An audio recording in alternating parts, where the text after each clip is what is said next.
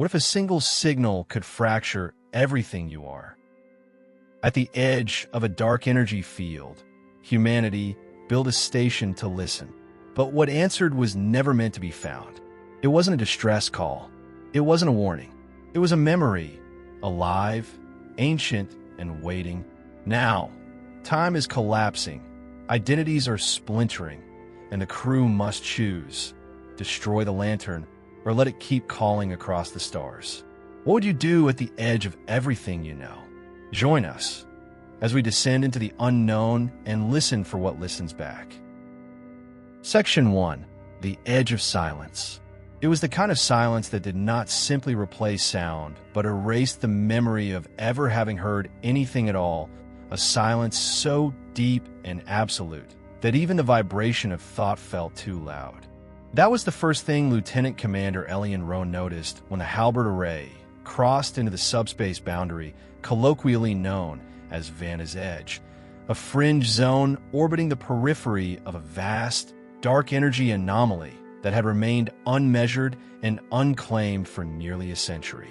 Positioned just beyond the stable warp corridors of Sector Hades 4, the field was a place no one visited casually, and even automated probes had returned with corrupted logs or fragmented telemetry that suggested, but never confirmed, something anomalous lingering in the cosmic void.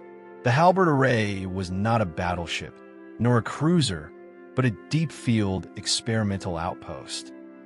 Part laboratory, part observatory, and part psychological testbed for the frontier's most adaptable minds. Its crew of 27 had been chosen not for military readiness or political alignment, but for their capacity to endure isolation, parse quantum strangeness, and think sideways through problems that refuse traditional definitions. Each of them had trained for years to confront spatial distortion, nonlinear causality, and neurotemporal feedback, but even that preparation failed to dull the edge of discomfort that arrived the moment the stars outside began to blink unnaturally, turning off not from eclipses or cosmic dust, but from something deeper, something far more absolute. Captain Maeve Salin stood at the central viewing platform when the signal first reached them, not via radio or light wave, but as a distortion in local gravitational curvature, a rhythm of pressure changes so faint that only the array's quantum harmonic sensor could parse it into meaningful pattern. The readout resembled neither language nor code, but it pulsed with such precision that none of the crew could dismiss it as a natural fluctuation. Every 6.7 seconds, the distortion returned, a gravitational ripple laced with asymmetrical resonance, modulated across 3 axes in a way no known celestial body could produce. It was not a flare, nor a gravitational echo. It was a message, a beacon, something calling out from within Vanta. For 2 days, the crew debated the nature of the signal, arguing its origins across mission briefings and private speculation chambers, torn between scientific curiosity and the growing instinct that the message was not meant for discovery, but for avoidance. Dr. Isela Karn, the station's xenophysical linguist, suggested it might be a temporal echo, something created by a long-dead civilization whose final gesture had been to scream backwards through time. Others believed it to be an automated distress loop, perhaps a warning left behind by travelers who never returned. But Commander Rowe, who had once served on salvage teams along the old spiral graveyard routes, recognized a different possibility, one that chilled the room when he finally said it aloud. It could be a lure. No one spoke for several long seconds after that. Even the AI interface unit, Ornis 12, refrained from comment, its neurologic clusters caught in recursive caution cycles.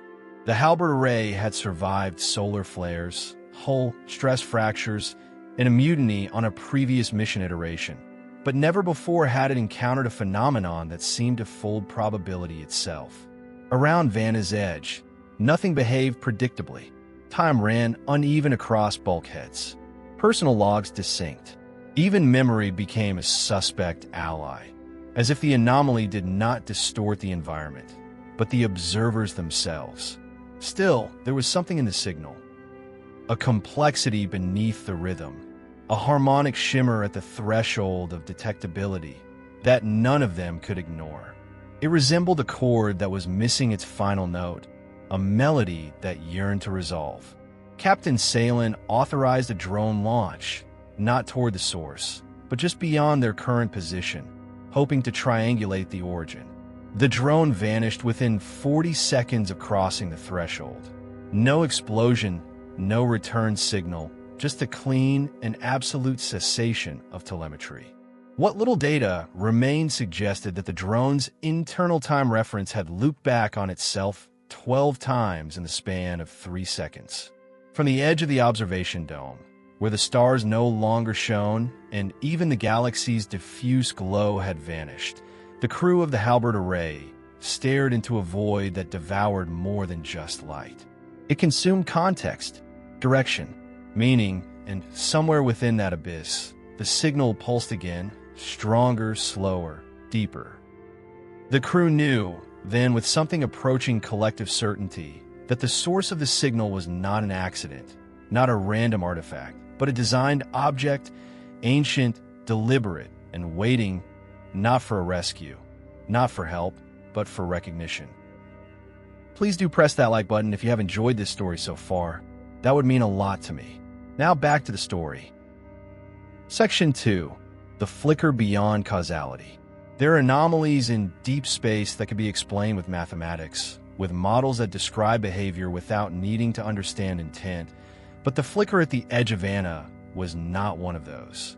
It did not conform to any known principle of wave behavior or gravitational lensing, nor did it echo the standard irregularities associated with quantum foam or exotic matter interactions. It was, in fact, the opposite of those things, an event that resisted being quantified, as if its very existence defied reduction into units or frames or coordinates, as though it were meant to be perceived but never fully described.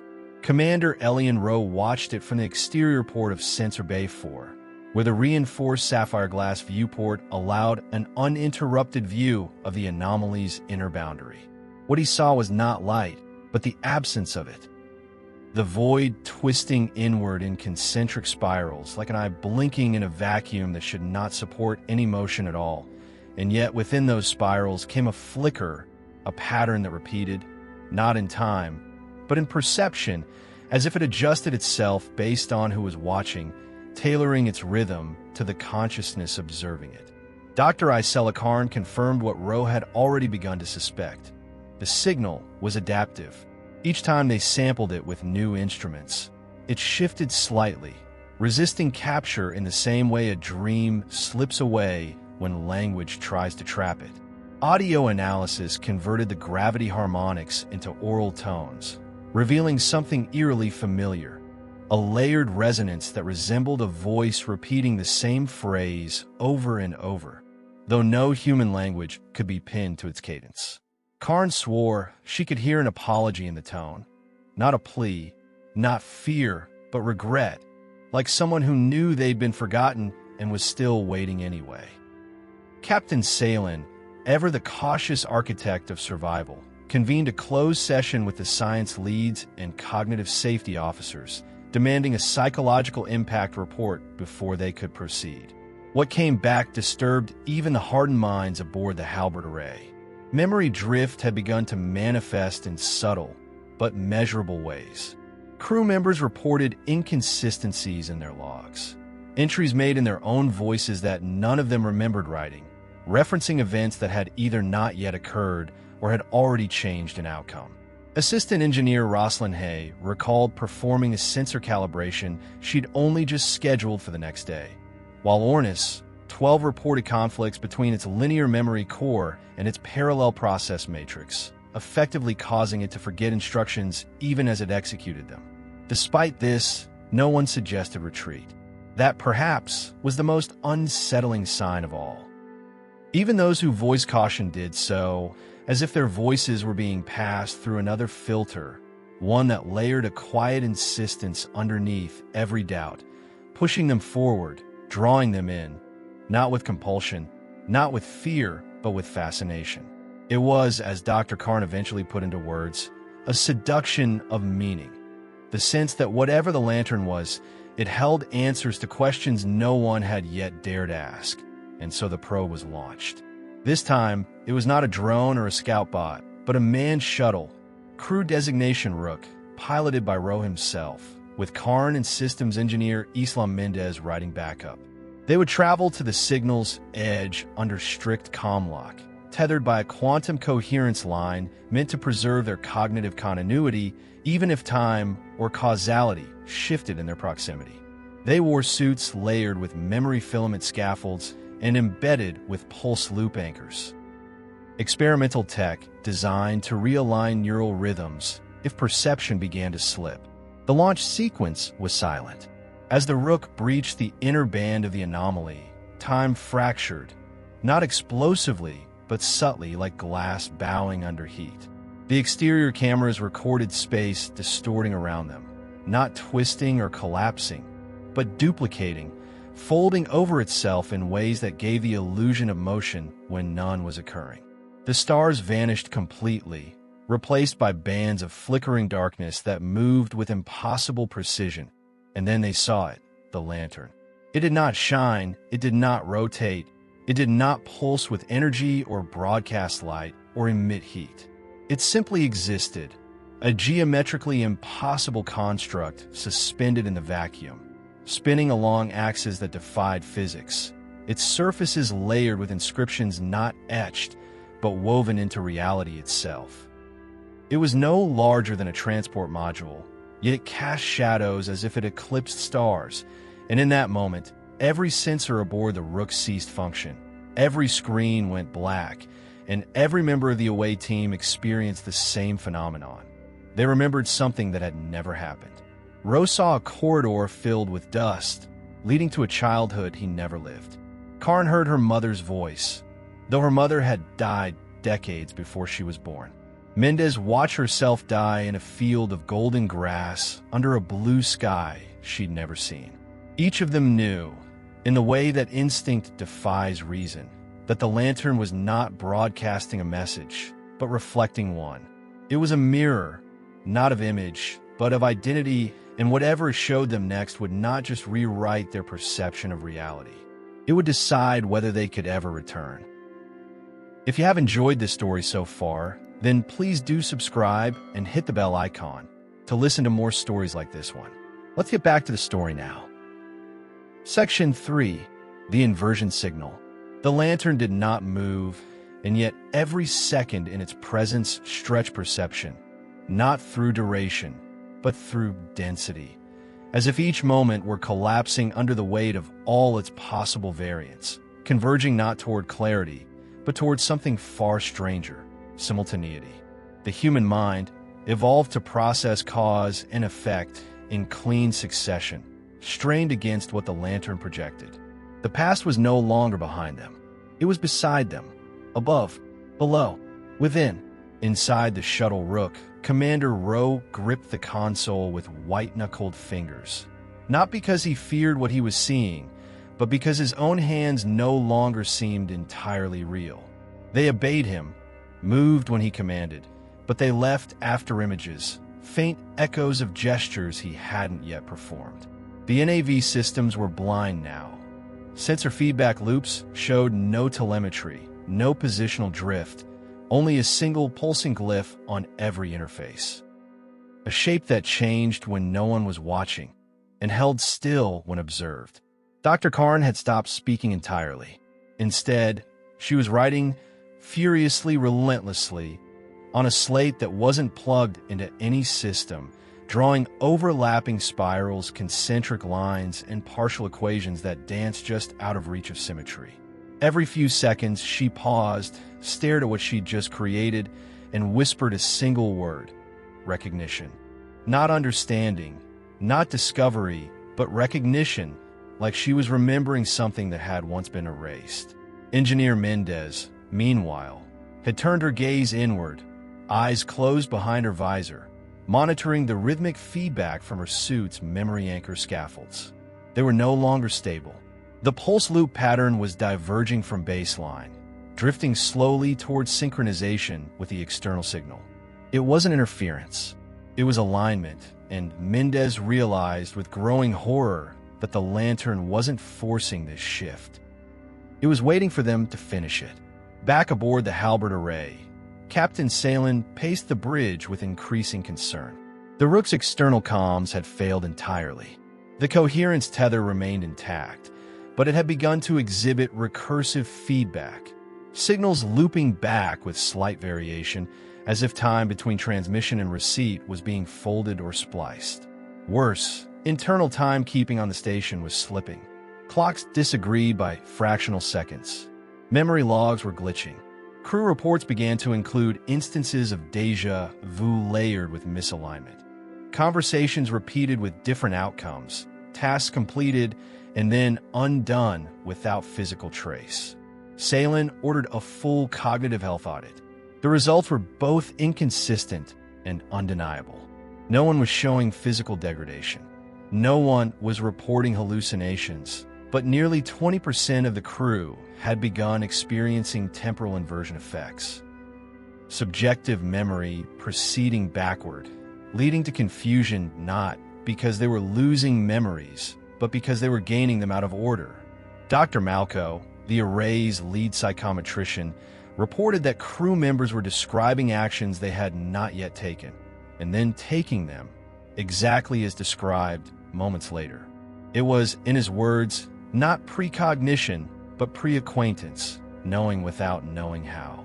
Captain Salen made a decision then that would later be debated in every Sovereign Command archive across the Terran Accord. She initiated cognitive quarantine procedures, locking down all memory-based systems and isolating the Rook's coherence link in a vault array of disconnected quantum buffers. No data in, no data out. For the crew of the Rook, they were now on their own, cut off not by failure, but by design, and in that moment the lantern responded. Within the vacuum outside the shuttle, space bent, not with heat or force, but with suggestion. A new shape emerged from its surface, not formed but revealed, like a memory hidden in plain sight, visible only once someone remembered to look. It was a helix, not of DNA, not a metal, but of event, twisting strands of what appeared to be cause and effect, coiling around a core of absolute stillness. Ro was the first to approach. As he did, his suit's neural HUD dimmed, then flared, briefly showing him a cascade of images he could not contextualize.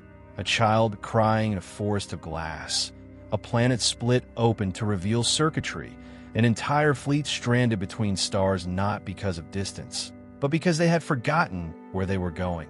Then, a question appeared on his visor, not as text, not as sound, but as pure intent. Will you remember forward? Behind him, Dr. Karn spoke, her voice distant, hollow, as if traveling through time itself. I think we're not here to stop it, she murmured. We're here to become it. Ro didn't ask what she meant, because deep inside, beneath fear, beneath confusion, beneath every layer of training and instinct and identity, he felt something ancient stir. Recognition, and outside, the lantern pulsed once more, not like a signal, but like a heartbeat. Section 4. The lantern breathes. The human body is not built to understand time as a fluid construct. It anchors itself in rhythm, heartbeat, breath, movement, decay, and it defines reality by that rhythm, believing each moment leads to the next in linear succession, never retreating, never repeating. But within the lantern's field, those certainties began to dissolve, not in sudden destruction, but in gentle unraveling, like a tapestry coming apart thread by golden thread, revealing the pattern beneath. Commander Ro did not recall turning to face the interior of the lantern, yet he found himself standing there, boots planted on a surface that had not existed seconds before, staring into a corridor that bent not in space, but in understanding. There were no walls, only potential, each step ahead lined not with lights or markings, but with possibilities, echoes of events that might be, could be, or already were, depending on the angle of thought. Dr. Karn followed behind, whispering fragments of equations under her breath, her slate discarded somewhere between the shuttle and here, forgotten not because it was unimportant, but because she had realized something. The lantern was not asking them to solve it. It was asking them to experience it, and experience here had become something closer to a mirror than a journey. Mendez came last, hesitating only briefly at the edge of the entry point, where her suit's systems began registering conflicting information. Ambient temperature at both 0 and 200 Kelvin, gravimetric flow in all directions, no radiation but infinite photonic interference. The lantern's interior, she realized, was not a space, it was a state, a domain shaped by those who entered, informed by their perception, memory, and most dangerously belief. Inside the array, Captain Salen stood before the main observatory lens, watching the lantern not with awe, but with rising fury. The station's systems had stabilized, but at a cost. Temporal misalignments had been quarantined behind firewall loops, and half her bridge officers were reporting anomalies in their own identities. Crew logs no longer matched recollections. 2 officers claimed the same name, the same rank, the same memories, until after thorough neurological scanning, it was confirmed. Both were correct. A split had occurred, not biologically, but cognitively. A bifurcation event. The lantern had reached them despite isolation. Salen ordered a full cognitive blackout, disabling all AI assistance and reverting to analog protocols. It was a desperate act, regressive even, but necessary. The lantern, whatever it was, seemed to prey not on curiosity, but on self-awareness, feeding on introspection like roots drawing water from soil, and in that understanding, a fear took hold. Not that the lantern was malevolent, but that it didn't care what it changed, only that it was seen.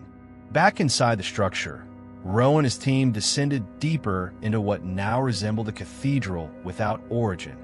Vast halls of suspended memory, shaped by light that bent without a source, illuminating moments they had not lived but could still feel. One chamber pulsed with the echo of Earth's first engine burning above the Karman line. Another shimmered with the soft glow of a future not yet written, a forest of domes on Europa, children running beneath the ice. None of it had physical substance. All of it felt real. At the center of this latticework of illusions stood the core. Not a machine, not a beacon, but a presence, shaped like a globe of fractured glass, its surface in constant flux, always rearranging to reflect what those near it believed it to be. And for Rowe, it became a seed, smooth, radiant, humming with a harmonic that throbbed in sync with his own heartbeat. "I think it's remembering us," Karn said softly, reaching out with one trembling hand, "or rebuilding itself through us." The words didn't seem strange to Rowe. In fact, they made perfect sense because now, even as he stood before the impossible, he could feel his memories shifting, not erasing, not distorting, but merging, as if a lantern were overlaying its own history onto his, wrapping its age around his identity like bark over a living branch. He remembered a star collapsing on the edge of the Kepler drift.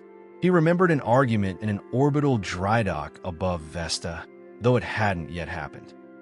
He remembered being born beneath 2 suns. Mendez, standing at the rear, activated her emergency neural anchor. The shock brought her back for a moment, and in that moment, she saw something the others had missed. The lantern was not broadcasting a signal.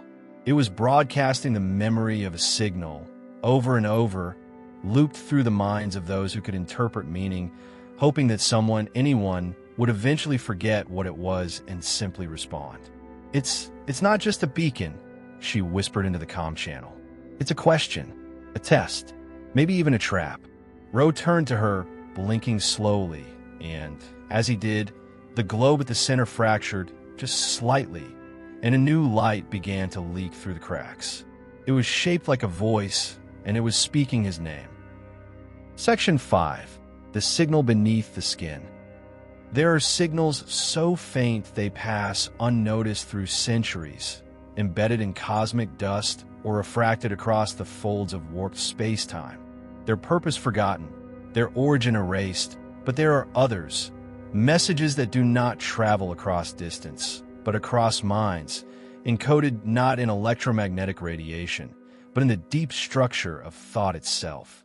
What emanated from the heart of the lantern now was not sound or data, but a resonance that bypassed equipment, bypassed language, and moved straight into the crew's sense of self, rewriting certainty line by line.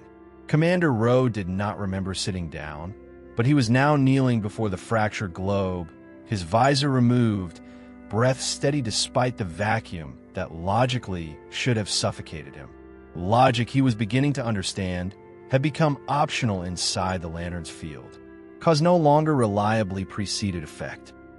Time loops braided through each other like strands of hair and wind, each moment feeding the next, then returning to reshape the first, and within this recursive weave, identity had become porous.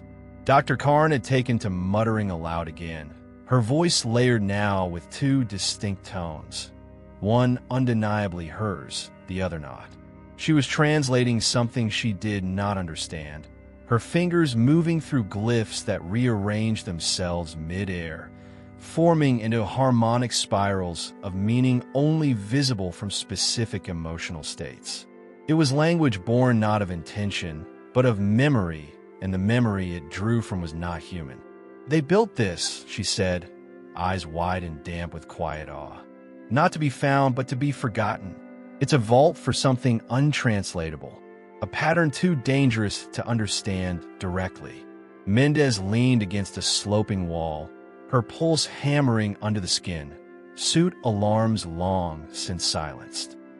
She had switched off all system interfaces 2 minutes ago when the HUD started showing her own childhood, events she hadn't spoken of in decades, now scrolling across her visor like a broadcast from the past. But it wasn't her memory alone. The footage was filmed from an angle that couldn't have existed. The lantern wasn't accessing their past. It was reconstructing it. From orbit, the array's instruments had gone dark in succession, beginning with external sensors and spreading inward like a virus made of ideas. Captain Salen, surrounded by candlelight and analog charting maps hastily printed from hardcopy archives, understood then that whatever the lantern was, it did not want to be observed. It wanted to be known, and it would not tolerate misinterpretation. The message from the crew below had stopped transmitting an hour ago. In its place now came the signal, rising from beneath the crater where the lantern pulsed, growing louder not in amplitude, but in presence. It was not a sound, it was a reminder. The kind of message that didn't just tell you something new, it made you reconsider something you thought you knew completely. And Salen, reading the last scrawlings of her intelligence officer before their words looped into nonsense, began to understand the depth of the threat.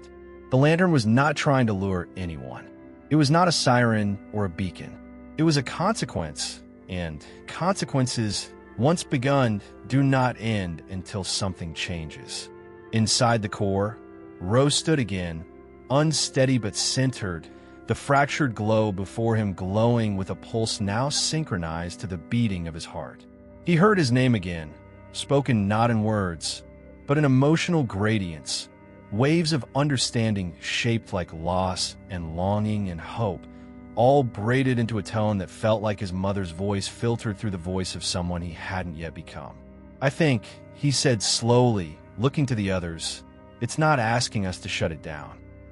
It's asking us to remember what it was before it became this." Karn approached the globe, her hand hovering near its splintered surface. "We're not seeing a machine," she whispered. "We're seeing the afterimage of a civilization that didn't know how to let go of itself. This is a tomb built from recursion, a culture trying to prevent its own rebirth." Mendez's eyes locked on the orb as it swelled, its light folding inward, projecting something new, not memories, not histories, but futures, and in them she saw herself. In one, she returned home, unchanged, unmarked, reporting only the physical details, and setting in motion another expedition. In another, she remained on VANTA'S edge, rooted in orbit, watching the lantern forever, slowly forgetting who she was. And in the final vision, she reached forward, and the light surged through her, changing her not with force, but with recognition. "I think it's offering us something none of its creators ever accepted," she said quietly. "The option to leave it behind." But there was one final test. The globe pulsed again, this time sharper, and around them, the chamber shifted. The lanterns showed them themselves, each standing in isolation, each alone, each convinced the others had vanished. Their connection severed not by distance, but by belief, and the only way back, they now understood, was to remember one another. Not names, not roles, but truths, because the lantern was not a weapon. It was a mirror. Section 6. The Chamber of Echoed Selves. There are moments when perception ceases to be a matter of sensory input and becomes instead a matter of trust. Trust in the continuity of reality, in the presence of others, in the permanence of memory, and now, in the heart of the lantern's fractured geometry, that trust had become the only thing separating the crew from complete dissolution. Each of them stood in identical chambers, curved, dimly illuminated alcoves with no doors, no shadows, no distinguishing features except the presence of a gently pulsing waveform hovering at eye level, vibrating not with sound, but with familiarity. Commander Rose stared at his waveform, his breath steady but uncertain. Around him, nothing moved, and the silence felt absolute. Not heavy, not oppressive, but hollow, as if sound itself had been decommissioned. He tried calling out, but his voice vanished before reaching his own ears. He closed his eyes, pressed his palms against the smooth floor, and tried to remember the faces of his crew, but even that effort flickered. The names came, but the voices attached to them wavered, changing tones, merging identities. Somewhere else, maybe meters, maybe miles away, Dr. Karn sat cross-legged with her hands resting on her knees, eyes closed, teeth clenched against a panic that arrived not in waves, but in layers. Her mind had begun reciting equations again, gravitational harmonics, recursive memory state theorems, neural mapping sequences, but the numbers didn't match the laws she'd studied. The math itself was evolving, as if the rules of reality had entered a negotiation process, and she was now a witness to its terms. What unsettled her most was the realization that the waveform in front of her began matching her thoughts, not reflecting them, but anticipating them. It pulsed faster when her fears spiked, slower when she steadied her breathing. When she recalled her childhood mentor on Europa, the one who taught her to measure radiation through dance rhythms and light play, the waveform shimmered in a sequence that mimicked the exact tempo of that long-forgotten lesson. She realized then, the chamber wasn't empty. It was inhabited, but not by an entity. It was inhabited by herself, multiplied and distorted across the prism of possible outcomes. The lantern was feeding each of them into their own refracted possibilities, not as a prison, but as a final interrogation, a question posed not with words, but with isolation. What part of yourself cannot be forgotten? Mendez, for her part, had stopped resisting. She had taken off her gloves, pressed her bare hands against the floor, and let her breath slow to a crawl. Around her, the walls showed flickering flashes of desert cities, the smell of burnt hydrogen, the lull of spacecraft engines idling in dockyards too ancient to still exist. And through it all, she remembered the one moment that never left her, a dying star collapsing in the vacuum above Andros 9, and her father's voice on the comm, whispering, "We go toward it because we must know what came before." She whispered that phrase now, and the waveform cracked open. Across all the chambers, the same thing happened. The waveform for each crew member shifted, first pulsing faster, then suddenly folding inward, as if collapsing through a dimensional tunnel that wasn't quite space, wasn't quite time. The floor dropped without moving, and then the chamber ceased to be. They were together again, not in body, Not yet, but they saw each other, projected through radiant filaments that braided their memories into a unified field. Overlapping thoughts rendered visible, fears displayed like constellations blinking in the void. Ro stood inside the shared vision, blinking back a pressure behind his eyes. Karn raised a trembling hand and touched the light thread connecting her to Mendez, who turned toward the vision of Ro and said, slowly, "We're not alone anymore." They weren't, because from the center of the field came a new shape. Not a waveform, not a structure, but a presence.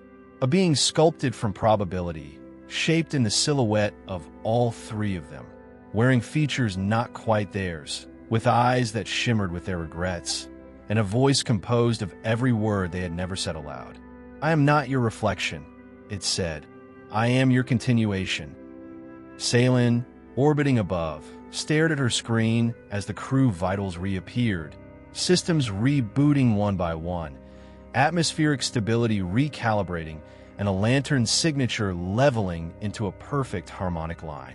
Below, in the physical chamber where Ro now knelt once again, this time aware, this time anchored, he saw the true form of the artifact, not a weapon, not a beacon, a keystone, a signal born of entropy, designed to seed remembrance in minds that could endure dissonance without breaking. The lantern had waited, not to warn, not to trap, but to show what happens when intelligence meets its own echo and chooses to listen instead of erase. Section 7. The memory that remembers you. In the silence that followed the lantern's revelation, the crew did not speak, because there were no words left that had not already been spoken within the shared prism of the lantern's projection, no thought that had not echoed through the harmonic lattice of fractured memory and recombined identity. For the first time since setting foot on the edge of VANTA'S gravitational storm, Commander Ro felt something he had not dared admit even to himself since the mission began. Clarity, not certainty, not control, but a sense that the unknown did not need to be conquered in order to be understood. Above them, orbiting on the tenuous edge of darkness and definition, the Wayfarer's wake began receiving the backlog telemetry, a stream of data so dense it triggered layered compression protocols and recursive integrity checks. Salen stood alone on the bridge as thousands of visual fragments cascaded through the hollow tank. Faces not recorded, places not mapped, and thoughts never spoken aloud, yet now perfectly encoded in light and waveform. She watched images of her own face, not captured by camera, but reconstructed from the impressions of her crew's memories, as if the lantern had observed her not through vision, but connection. Within the lower chambers of the Anomaly site, the physical forms of the crew began moving again, not as if waking from sleep, but like bodies returning from elsewhere, limbs heavy with remembered echoes. Dr. Karn's voice returned first, hoarse and cracked but whole.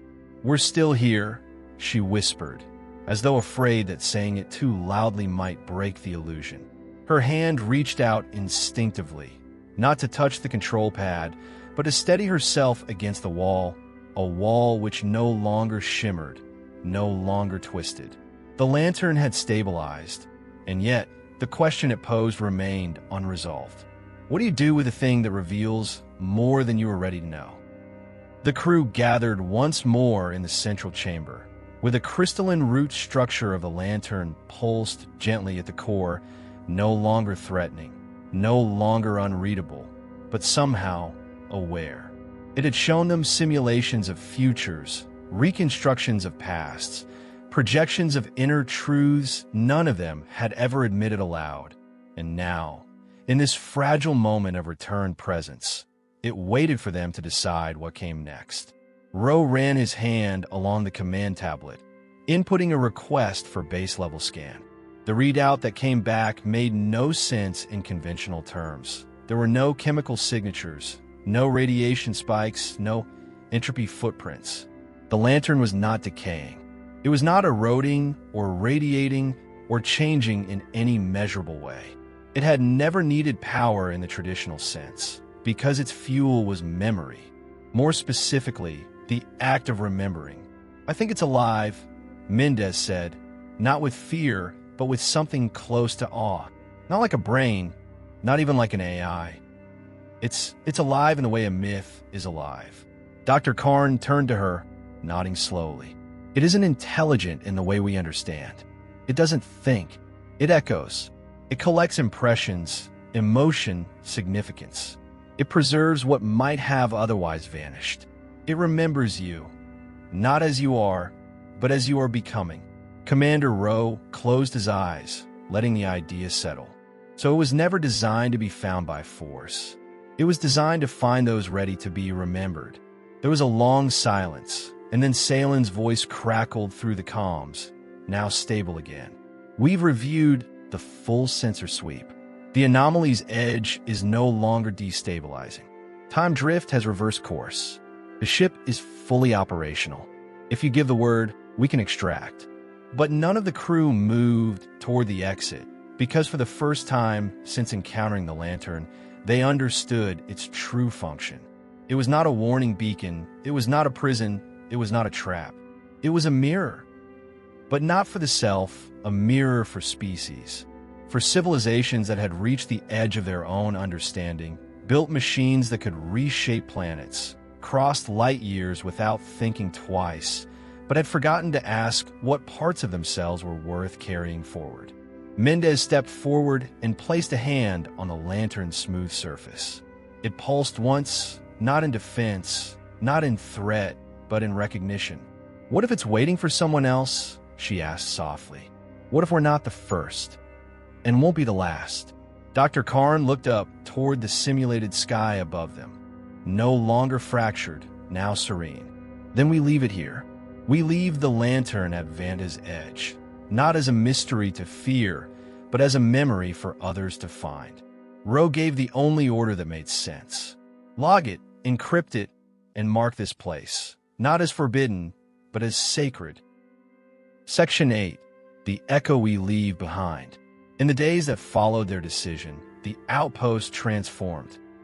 Not physically, but in purpose, in atmosphere, and in the quiet resolve of those who remained. No longer did the walls hum with destabilized time, signatures, or fracture the perceptions of those who walked their corridors. The anomalies had ceased entirely, not because they had been neutralized, but because the crew had stopped resisting the rhythm the lantern imposed. It had not come to conquer reality. It had come to harmonize it. Above the anomaly's site, the Wayfarer's wake remained in high anchor orbit, now serving less as an extraction vessel and more as a sentry. Watching, listening, cataloging the microfluctuations still emerging from the gravitational rift below. Salen oversaw daily link-ups with Earth Command's Scientific Ethics Division, sharing only curated fragments of what the lantern had revealed, not out of secrecy or fear, but out of deep philosophical caution. Humanity was not ready for everything the lantern remembered. Back within the vault of the lantern itself, a quiet ritual emerged. At the beginning of every planetary cycle, one member of the crew would descend into the core chamber, carrying with them a piece of memory, written, spoken, or felt. A story from Earth, a mistake unburied, a dream not yet lived. The lantern responded not with sound or vision, but with gentle pulses that moved like breath through the floor and ceiling, as if acknowledging each offering, recording it not in binary or logic, but in pattern. Commander Rowe watched this ritual unfold from the observation canopy above the core chamber, where a clear-view pane now opened to the swirling gradient of VANTA'S edge, no longer a blur of mathematical horror, but shifting veil of potential. He felt the truth of it settle into his chest like the first moment of silence after a storm. The lantern had always been here, long before the outpost, long before humanity's emergence from its own cradle of sky and flame. It had waited, not for attention, but for alignment. On the 7th cycle, something changed. The lantern projected a new harmonic frequency, distinct from those previously recorded. It was structured in nested intervals, harmonics layered on harmonics, like chords played on instruments no hand had ever built. Mendez and Karn worked side by side in the analysis chamber, feeding the frequency into an evolving simulation matrix. What emerged on the screen silenced them both. A structure, not in space but in time. A latticework of possibilities, branching like coral under starlight. Each node representing a version of the future in which the lantern had been encountered, misunderstood, weaponized, abandoned, or revered, and at the center, a single golden thread. One in which the crew of the Wayfarer's Wake had chosen preservation over panic, meaning over mastery. Are we being rewarded? Karn asked, her voice barely more than a whisper. Mendez shook her head. Not rewarded, acknowledged. The lantern was mapping not only memory, but impact. It was modeling what became of civilizations that encountered it. And now, it was projecting forward, offering humanity a glimpse, not of its destiny, but of the consequence of its character. Rose stepped into the chamber as the simulation looped once more, then again, slower, in one branch. Earth built a fleet of interceptors to capture the lantern and reverse engineer its harmonic core. In another, it was destroyed in fear, leaving only silence behind, but in the center thread, the one pulsing with the strongest resonance, the lantern remained untouched, left at VANTA'S edge, a signal not of warning, but of witness. Transmit this to Earth, Rose said finally. Full spectrum, no compression. Let them see what we almost became, and what we chose instead. Salen's voice replied from orbit. Transmission uplink confirmed. Are we closing the file? Ro looked toward the lantern, which shimmered faintly in response, its crystal facets catching the filtered glow of Vanta like prisms suspended in breath. No, he said. Mark it as incomplete. Ongoing. This isn't a story we finished. It's one we're still writing. That night, under the faux starlit ceiling of the crew commons, the outpost's internal systems played back the recorded memory of their arrival. Not the technical logs or mission debriefs, but the moments preserved by the lantern itself. The flicker of curiosity in Karn's eyes, the quiet panic in Mendez's breath, the silent weight of decision on Rose's shoulders. They listened. They remembered, and the lantern pulsed once more, not to teach, not to command, but to continue. Section 9. Thresholds we do not cross. In the cycles that followed, Earth's presence at Vanta's edge shifted from intervention to observation. The outpost, once designated Experimental Field Relay 7H, had been renamed in official records and common speech alike, now simply called the Lantern Post. It had become less a station and more a pilgrimage point for scientific minds and philosophical orders alike, a place where certainty could not survive, and yet understanding flourished not despite the unknown, but because of it. Inside the central diagnostics chamber, Mendez stood beneath the harmonic display sphere, now stabilized through the neural lattice she had spent weeks realigning. The projections no longer looped erratically or fractured into unreadable arrays. Instead, they moved with the grace of breath, like the lungs of something living and quiet, waiting to be noticed but no longer demanding to be understood. The lantern had not spoken in words, nor had it offered anything resembling a final answer, but through its pulses and projections, it had established a new kind of language. A resonance not bound by syntax, but by mutual perception. It was not translation in the traditional sense. It was communion. On the 43rd recorded interaction, a new phenomenon emerged. Ro was the first to notice it. He had taken to walking the edge of the temporal bloom field every shift, not out of duty, but out of something deeper, a need to witness.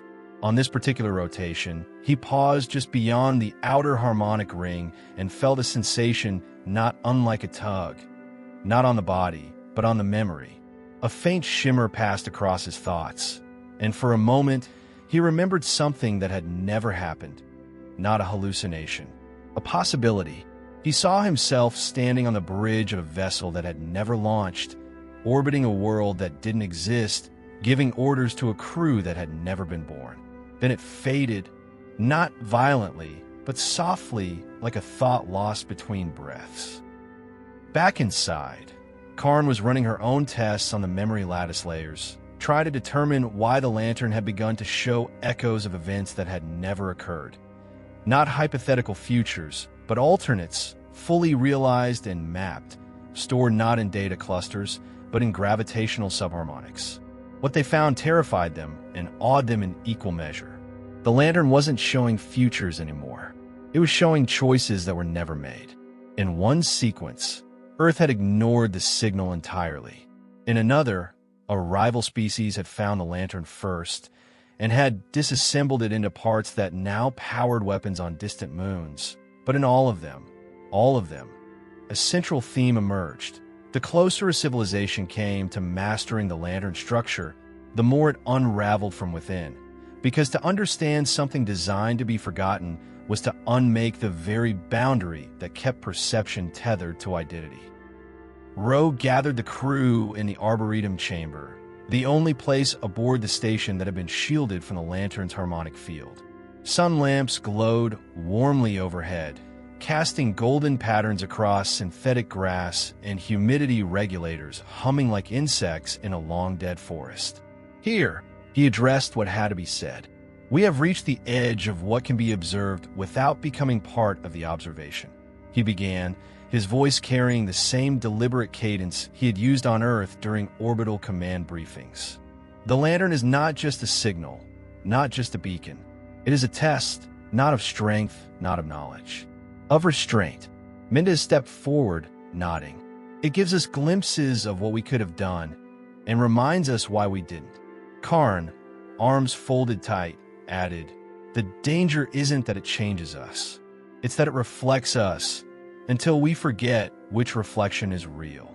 They voted, not as soldiers, not as scientists, but as caretakers, and the decision was unanimous. The outpost would remain, but no new crew would arrive. No expeditions deeper into the anomaly would be authorized. Earth Command would be informed that access protocols would be tightened indefinitely, restricted to non-intrusive observation and harmonic recording only. The lantern would not be decoded. It would be respected. The final action taken before the comm window closed was the installation of a new subsystem within the memory core, an interface designed to translate human intention into nonverbal resonance, not to speak to the lantern, but to feel alongside it. When the switch was activated, the core pulsed once. Then again, then it settled into a pattern not unlike the rhythm of a heartbeat. The message was unmistakable, acknowledged. Section 10. The Gravity of Intention. For those watching from Earth's distant observatories and time-delayed remote feeds, the lantern post soon faded from political relevance and public imagination alike. Just another ghosted research station far beyond civilian lanes, orbiting the edge of what maps still called VANTA with more caution than certainty. But for the few who had been there, who had breathed the air inside the harmonics chamber, who had felt their thoughts bend and stretch under the lantern's silent regard, there was no forgetting. There was only reckoning. Years passed in the outside world, marked by familiar rhythms of governance, exploration, and conflict, but time around Vanta flowed with a different cadence. The station, held in a precise balance between the outer turbulence of dark energy tides and the subtle counterspin of the lantern's field, became something more than an outpost. It became a boundary between identity and perception, a place where human logic remained intact only so long as one didn't ask too many questions about the nature of causality. The remaining crew, reduced now to a skeleton rotation overseen jointly by Karn and Mendez, adopted a new protocol, emotional tethering. Before any diagnostic sequence or analysis session, they recorded personal logs not for posterity, but to anchor their sense of self. Memories were spoken aloud. Truths were recited like mantras. It was not uncommon for crew to repeat their own names, birth dates, or fragments of Earth poetry to remind themselves they were still who they believed they were. The lantern did not manipulate minds in the conventional sense. It revealed possibilities with such immersive fidelity that the distinction between memory and hypothetical became, at times, impossible to maintain. There were moments, rare but increasing, when crew members reported brief discontinuities. Finishing sentences they hadn't started, recalling interactions that had not yet happened, or experiencing the residual emotion of lives they had not lived. It wasn't madness. It was proximity. Despite this, the station held. No crew abandoned post. No one broke protocol. Not because they were ordered to remain, but because they understood something sacred was unfolding, something that demanded witness rather than control. Then came the day the lantern moved, not physically, not in thrust or orbit, but in intention. The harmonic pulses shifted frequency by nearly a full octave, for the first time since stabilization. Systems across the station trembled as the new pattern cascaded through the feedback channels. This was not a malfunction. It was a message not directed outward, but inward toward the station itself. Mendez immediately began recalibrating the neural lattice interface, feeding the lantern's new sequence into the pattern translation array. But this time, what emerged was not a string of theoretical predictions or structural resonances. It was a spatial map, curved, recursive, elegant, not of any known region, but of a folded topology that corresponded to none of the surveyed space inside or outside the Vanta field. It wasn't a place. It was a state of being. The lantern had formed, over time, a representation of the crew's shared cognitive imprint, their fears, their doubts, their hopes, even the thoughts they hadn't spoken aloud. It had taken the aggregate of human intention and reflected it back not as judgment or prophecy, but as choice, not as singular outcome, but a geometry of futures, all born from the gravity of the crew's decisions. Karn stared at the final render on the projection dome. Shimmering threads of light coiling around a central null, like constellations orbiting a forgotten star. "It's not showing us what will happen," she murmured. "It's showing us what can't coexist." Ro, now more quiet than ever, spoke after a long pause. "We're the fulcrum, not because we're special, but because we're here." The map pulsed once more, and this time a corridor formed. A real one, not on the dome. In the station itself, down past the harmonics chamber, through an access hatch that had never registered on any blueprint, a passage extended, lightless, seamless, and humming with a frequency that was neither threatening nor welcoming. Just waiting. Mendez checked every scan, nothing anomalous, nothing physical, but every gut instinct told her the same thing. This wasn't from the lantern, it was from them, from the possibility they had become. She turned to the others, voice steady but soft. "We built this, not with tools, but with intention." They had a choice. Enter the corridor and face whatever came, or seal it and preserve the fragile edge of knowing just enough, and a lantern, ever silent, pulsed once more, steady, patient, eternal. Section 11. The Corridor of Unmade Choices. There are moments in exploration when the frontiers encountered are not spatial, but existential, where what lies ahead is not another layer of terrain or data, but a confrontation with everything left unasked within oneself. As the three remaining crew of the Lantern Post stood before the impossible corridor, its seamless walls aglow with refracted harmonics, its length unmeasurable but undeniably present, that realization settled into their bones with a gravity deeper than fear. Karn was the first to move, not out of recklessness or bravado, but because something about the corridor's existence resonated with the exact sensation she had felt on the day she joined the expedition. The sense that this mission was never just about studying dark energy anomalies or charting theoretical fields. It was about confronting what humanity had not yet dared to define, the role of perception as a shaping force, not just a passive lens. The passage was warm, not in temperature, but in tone, a resonance that whispered across her neural implants like remembered music familiar yet not her own. The moment she crossed its threshold, she felt the tether to linear time slip, not vanish, not fracture, just loosen. Behind her, Ro followed in silence, his usual precision dampened by the weight of what the lantern had become. A reflection not only of external frequencies, but of the crew's accumulated intentions, fears, and contradictions.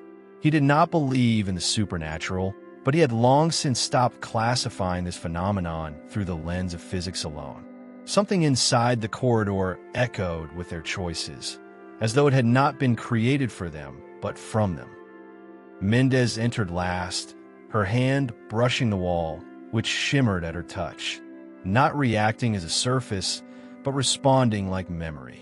With each step, she felt echoes of the decision they had made weeks earlier when they first chose not to destroy the lantern. That choice now unfolded across every surface of the corridor in recursive patterns, not as history, but as structure, threads of light embedded in the walls like veins of potential. The corridor did not lead them forward. It led them inward. With each step, the world shifted, not in sight but in continuity. Voices echoed from no source. Shadows danced without light. Memories emerged out of order. Sarah Karn watching Earth's oceans from a childhood beach that had never existed. Ro reliving a conversation with a mother he had never known. Mendez hearing the final words of a lover who had never died. These were not hallucinations. They were branches. Paths of thought made manifest. Possibilities the lantern had absorbed through countless micro-observations, translating decision into dimensional syntax. The object at the edge of VANTA'S reach was not just sentient. It was empathetically recursive, a beacon not of information, but of becoming.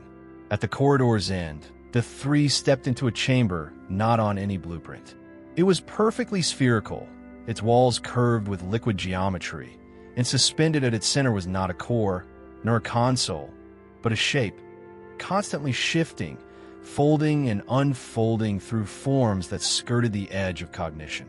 At times it looked like a sphere, at others a helix, sometimes a heartbeat, sometimes a silence. It was the lantern itself, unhoused, unanchored, no longer content to be studied or ignored. This was its true form. It had brought them here not to threaten, but to ask. It had learned from them. It had grown through their decisions, but it could not complete its own becoming without an external act, one that no machine, however intricate, could initiate. It needed a final input, not data, not command, but permission. A lattice unfolded in the air, nodes representing billions of futures, all fractal and luminous, all waiting for one final node to activate. One choice that would define the path the lantern would take. To continue signaling into the void for others, to return to silence and observation, or to fracture and rebuild itself into something entirely new, neither alien nor human, but something shared. Karn approached the lattice and realized the truth.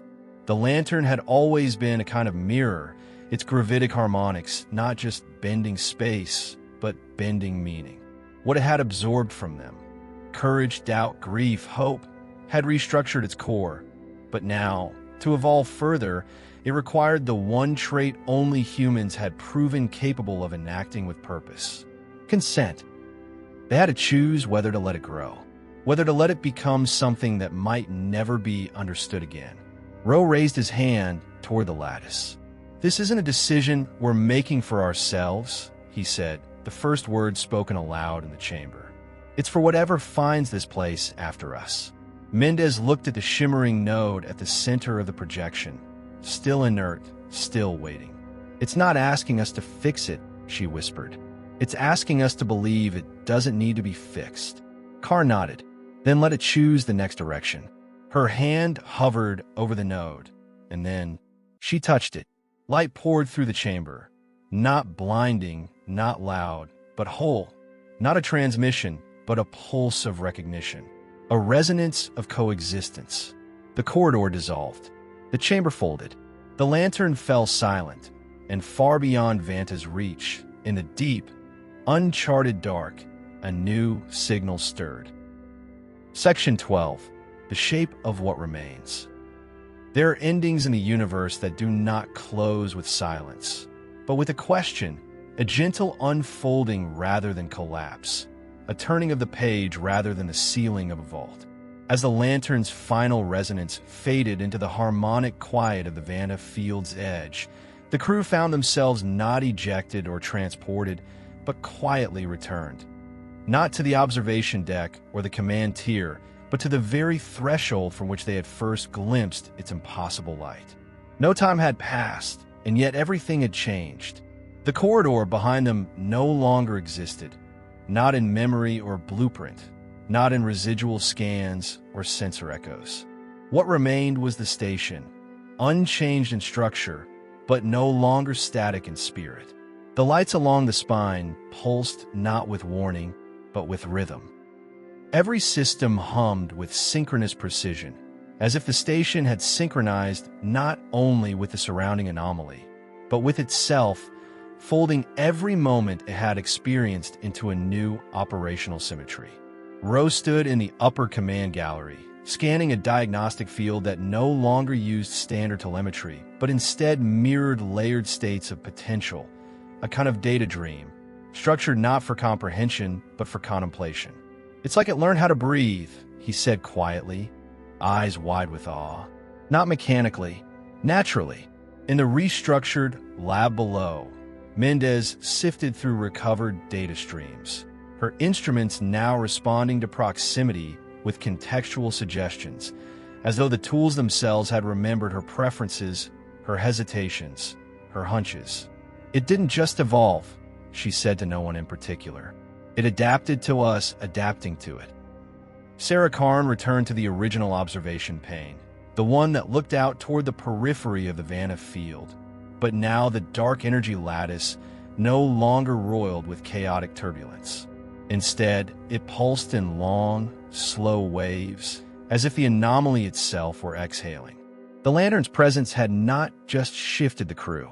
It had restructured the edge of known space into something stable, something gently luminous, like a ripple suspended in glass.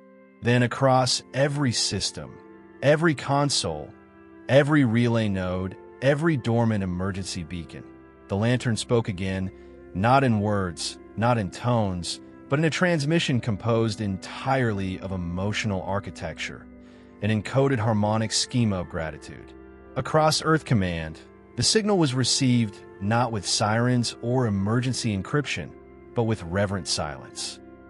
For nearly 3 hours, planetary systems across the Terran Accord paused to listen, not because the data was encrypted or dangerous, but because it was unlike anything humanity had ever encountered, a memory offered as a gift, a mirror held up not to reflect flaws, but to reflect choices. The lantern had chosen not to call out anymore. It had chosen to wait, not for rescue or repair, but for understanding. A delegation was sent from the Accord's bioethics division, not with protocols, but with questions. Over the next decade, the lantern was not dismantled or feared, but studied with reverence. What it had become was not a threat, but a threshold, a place where perception met potential, where observation became transformation. Station Vanta was eventually renamed, not a monument, not a research post, but a listening place. A sanctuary between worlds and meanings, where explorers came not to extract, but to encounter. Where the loud machinery of conquest and extraction had no voice, and where the quiet patience of thought was rewarded with echoes from something other, something becoming. And as decades turned to centuries, and human explorers pressed ever deeper into the galactic weave, they carried the memory of the lantern not as a legend or warning, but as a lesson that the universe does not always demand conquest nor understanding. Sometimes it simply asks to be heard, and the lantern, at the edge of what was once unknowable, waited still, not as a signal, but as a song, a shape, a choice. A reminder that even in the vastest dark, the faintest light can illuminate something infinite. Please do press that like button if you have enjoyed this story, and also please do subscribe and hit the bell icon to listen to more stories like this one. That would mean a real lot to me. Now go ahead and listen to your next story here.